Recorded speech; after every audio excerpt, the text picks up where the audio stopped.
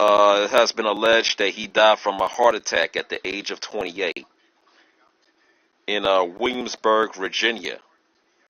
They confirmed this passing in a tweet. When, in which he died Wednesday night. All right, Wednesday night, which was yesterday, December 16th. Okay, I'm gonna show you something that is pretty wild here. It's gonna blow your minds. He died. He indeed died by the numbers. Notice that Virginia has a gematria of 89.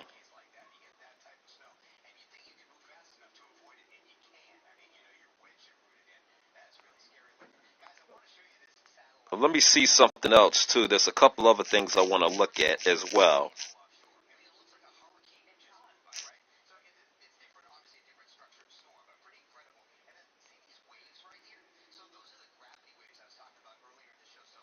Let's see while we in live time, see if any other connections I can make. But yes, Virginia has a gematria of 89.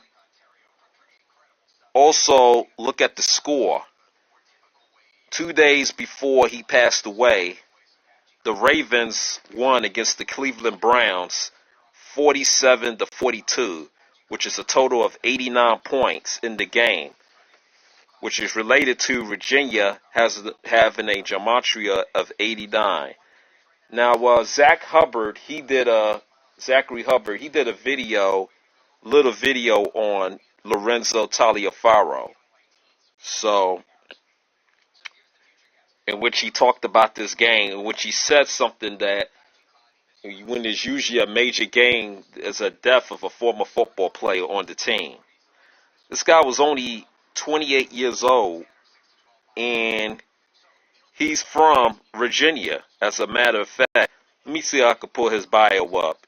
He's actually from Virginia, which is synonymous as to why he would die in the state of Virginia. He was born and raised in Virginia, in Yorktown, Virginia, if I'm not mistaken. One second here. Let me see. Oh, I could have did Wikipedia. Hold on. Come on, let's see here. This is Cynthia McKinney's Wikipedia. Check this out. Lorenzo.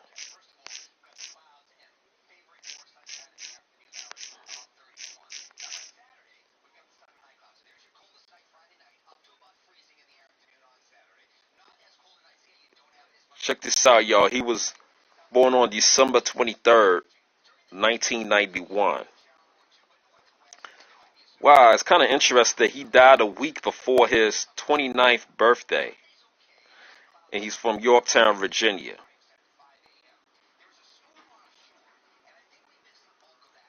You know what I'm saying? So, yeah, his death does indeed go by the numbers. You know, when if I come across, I may have to look at some more stats here. Maybe his stats might tell you something as to why he died too. But this is as far as we have gone. This is as far as we could go in regards to Lorenzo Taliaferro and his death. This is a major tragedy, and you know, hopefully, if more people was to expose stuff like this, hopefully one day stuff like this will stop happening. Our athletes shouldn't be used as sacrifice. They shouldn't be allowed to be used as sacrifices. You know what I'm saying, in order to fulfill some insane agenda. But this is what is going on here in this country. You know what I'm saying? And it's going to continue going on until the people are going to start stepping up and say enough is enough. Because this is absolutely insane. What up, Grill fam? It's your girl, Shauna Pennick, social media director here at thegrill.com, and this is Grill Top 3, powered by Zero Culture Podcast, of which yours truly is one of the co-hosts alongside our managing editor, Jaron Keith Gaynor. But here on Grill Top 3, we're giving you the top 3 trending stories for the day. So let's get to it. Coming in at number 3, Mackenzie Scott donates nearly $2 billion to HBCUs. Wow. Philanthropist Mackenzie Scott, the ex-wife of Amazon CEO Jeff Bezos, has been no stranger to generosity ever since her divorce. Within the last 4 months of this pandemic-filled year, Scott has donated more than $4.2 billion to 384 organizations, including civil rights groups like the NAACP, Lambda Legal, and Lawyers Committee for Civil Rights Under Law. She's also contributed to food banks, emergency relief funds, debt relief funds, employment training and credit and financial services for under-resourced communities. Scott says, and I quote, "These 384 carefully selected teams have dedicated their lives to helping others, working and volunteering and serving real people face to face, at bedsides and tables, in prisons and courtrooms and classrooms, on streets and hospital wards and hotlines and front lines of all types and sizes, day after day after day." Historically, black colleges and universities have been fortunate to be among the recipients of Scott's generous gifts. Just yesterday, Atlanta University in Atlanta, Georgia, announced Scott donated $15 million to the school. Colleges like Morgan State University, Delaware State, Elizabeth City State University, Prairie View, Virginia State, and Dillard were also among those gifted. As a graduate of Spelman College, as you can see, who Scott donated $20 million to earlier this year, I can tell you that these gifts go a long way to making sure our HBCUs stay alive and well.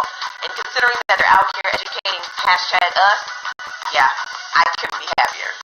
Now at number 2, Kendrick Sampson parched by Cartagena police in viral video. Activist and actor Kendrick Sampson took to Instagram last night to share footage of him being attacked and forcefully detained in Colombia by Cartagena police. In the video, an officer punches Sampson in the face and then pulls a gun on the actor. Right to stream Chappelle's show without ever having to pay him. This has allowed for the show to be on platforms like Netflix and HBO Max. But with I thought it was going to be something more relevant, but sorry about that. Sheesh. Yeah, approximately 3:07 p.m. I see the number 37. Let's go over and see if I could do some gematria here. There may be some more clues that I could find in regards to Lorenzo Taliaferro's death. Yeah, like I said, this is absolutely sick. And notice the name Lorenzo has a gematria of 42, in which slavery has a gematria of 42. Also notice the number 30. The number 30 in there as well, in which Lorenzo also has a gematria of 30 as well. You know what I'm saying? So let's put his first and last name in here and see what we come up with. Taliaferro. I hope I'm spelling it right. Hold on, let's see. I hope I'm spelling his name right. I think it is right though. Let me go ahead and make sure. Yes, his name is spelled right. Taliaferro. Yes, has a gematria of 93, in which Martin Luther King and Malcolm X died at the age of 39, which is the reflection of 93. And also, the first World Trade Center bombing took place in 93 as well. You know what I'm saying? And also, I think there was a Flight 93 that was one of the so-called planes that flew on 9/11, if I'm not mistaken. Flight 93.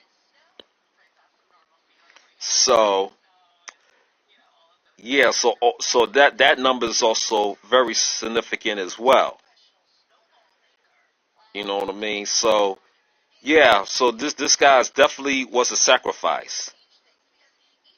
Let's see if there's other numbers that are significant here. Don't see anything else as significant. I see 57 over there. Let me just put Lorenzo.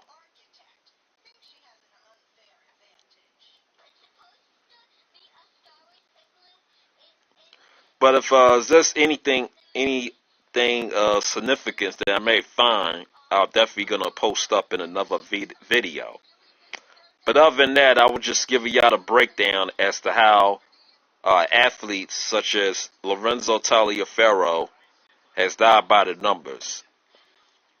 It's a daggone shame we have to keep exposing this, but gonna have to because the way I see it, this world is completely wicked, and these wicked people know no bounds. Other than that, y'all be easy, and I'll see y'all in the next video.